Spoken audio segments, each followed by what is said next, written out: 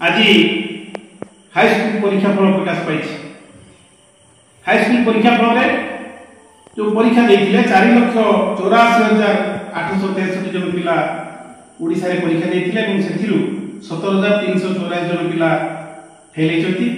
आम ओपदा ब्लॉकर बड़पुखुरी पंचायत रे थिबा बड़दंतुर हाईस्कूल आम जन मेधावी छात्र पाखे पहुंची छात्री पाखे जी सब श्रेणी में द्वितीय होता वर्षा तार साथी तार सहपाठी वर्षा पंडा से प्रथम होते लोक मात्र 2 नंबर 3 नंबर डिफरेंस रोला किंतु आज परीक्षा फल प्रकाश पाइला से देखी 509 मार्क रखी मन में टे दुख आसी केवल सी दुखित नुहति बाबा माँ एम दुई जन दुखित अच्छे मुझे कहवाक चाहूँगी वर्षा कहीं एत नंबर रखला ये आम प्रश्न कला बेले से कहला गोटे कथा कहला मोर हाथ टी दुर्बल लिखला बेले मुझे स्पीड लिखिपारे मो हाथ टे दुर्बलता था से बोधे मोर कम मार्क रहा एवं मु आशा करुँच मोर खाता देखिए कौटी कौन त्रुटि ना कौन रही जाए जो मत कम मार्क रही मुझे मार्क रहा कथा नहीं मुझे निश्चित भाव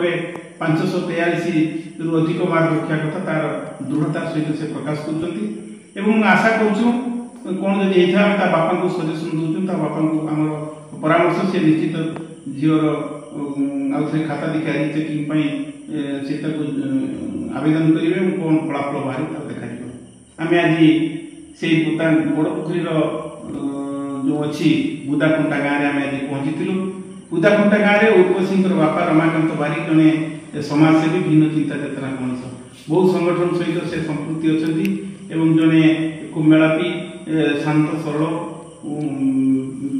चिंता चेतनार मनुष्य माँ मिनती बारिक से जड़े सुगृहिणी खाली नुहति जड़े भल आदर्श महिला और से पिला जत्न झील केमती भल पढ़ो से जत्न नौते 3 गोटी झील 3टी रत्न कहले अत्युक्ति हे ना आम 3 जन भल पाठ पढ़ती आम से उर्वशी सहित 2 पद पाथाड़ा निज तरफ आलाप करवा।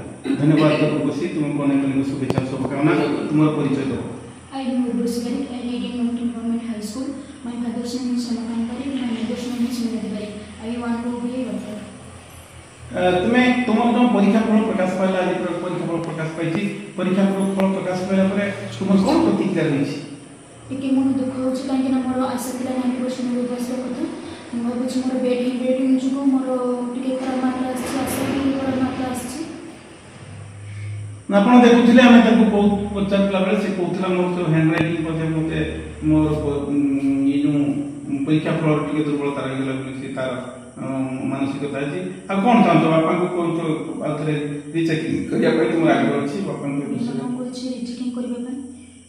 अच्छा तमे कोन बड़ हेले कोन तुम होइछ तो लक्ष्य अछि बड़ हेले डॉक्टर हे बसु पे भलो मनुष्य पर मन लक्ष्य अछि। तमे कोन केते समय पाठ पढ़ा समय दउथलो स्कूल व्यतीत मु 9-10 घंटा पाठ पढ़ा समय दउथि तुम कहीं मन दुख कर तुम जान देख माँ failure is the pillar of success आज सीना खराब है फुटिला फुल कि फुटे आउ थे फुटे सीना फुल पर टी खराब हो जाए आस्ते आस्ते भल जब ब्लड फुटे तुम से भाव में रखिब और 70-80-90 भाग मार्क रख तो भल कथा हम तुम जो स्वप्न अच्छी जड़े आगामी दिन में चिकित्सिका हबार से स्वप्न साकार हो।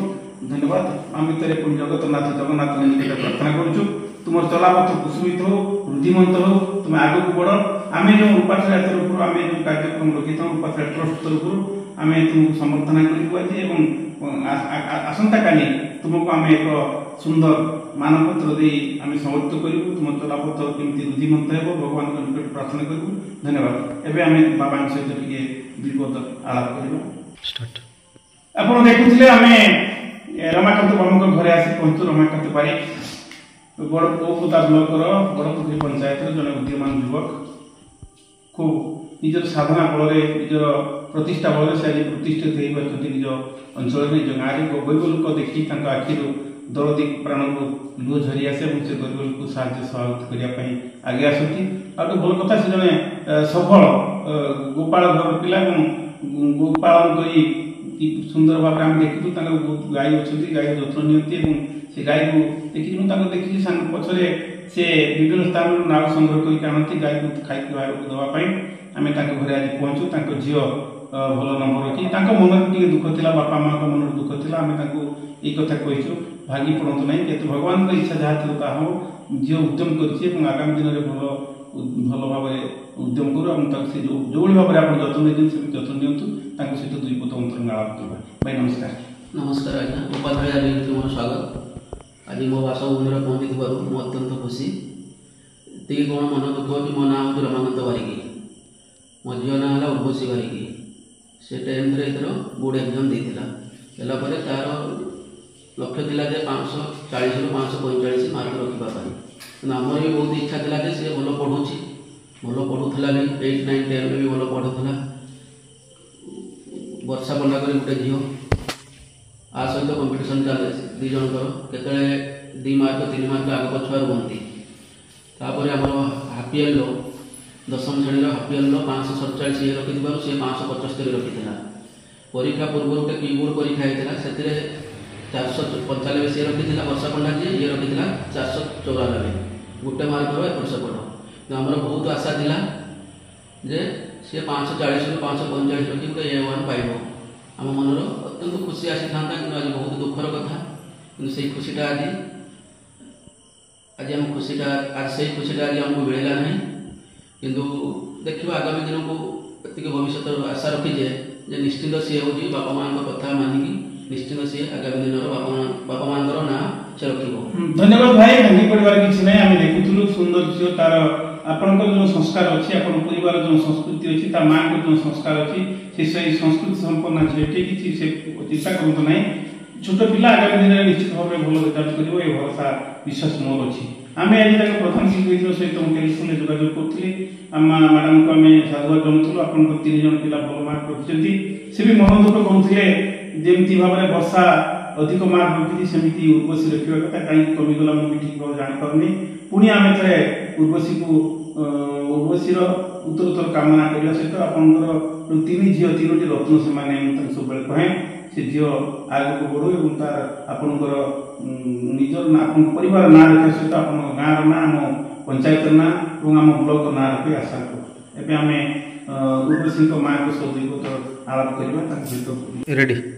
ଧନ୍ୟବାଦ। ଆମେ ଉର୍ବଶୀଙ୍କର ମାଆଙ୍କ ସହିତ ମାଆଙ୍କ ପାଖରେ ପହଞ୍ଚୁ, ମାଆଙ୍କ ସହିତ ଦୁଇ ପଦ କଥା ହେବା। ମୁଁ ତାଙ୍କ ମାଆଙ୍କୁ ଦେଖିଛି, ଯେହେତୁ ଏ ଗାଁ ମୋ ମାମୁଁଙ୍କର ଗାଁ, ମୁଁ ତାଙ୍କୁ ଦେଖିଛି ବହୁତ ଆଗରୁ। ସେ ଜଣେ ଖାଲି ସୁଗୃହିଣୀ ନୁହନ୍ତି, ପିଲାମାନଙ୍କୁ ଭଲ ମଣିଷ କରିବା ପାଇଁ ତାଙ୍କର ଯେଉଁ ସ୍ୱପ୍ନ, ସେ ସ୍ୱପ୍ନ ଆଜି ସାକାର ହେଇଛି। ତାଙ୍କ ମନରେ ଟିକେ ଦୁଃଖ ଅଛି, ଆମେ ତାଙ୍କୁ ସାନ୍ତ୍ୱନା ଦେଉଛୁ, ଦୁଃଖ କରିବା ନାହିଁ। ଆପଣ ତାଙ୍କ ସହିତ ଆମେ ଦୁଇ ପଦ କଥା ହେବା। ଆପଣ ପରିଚୟ ଦେବେ? ମୋର 3 ଝିଅ, ବହୁତ ଭଲ ପଢ଼ୁଥିଲା।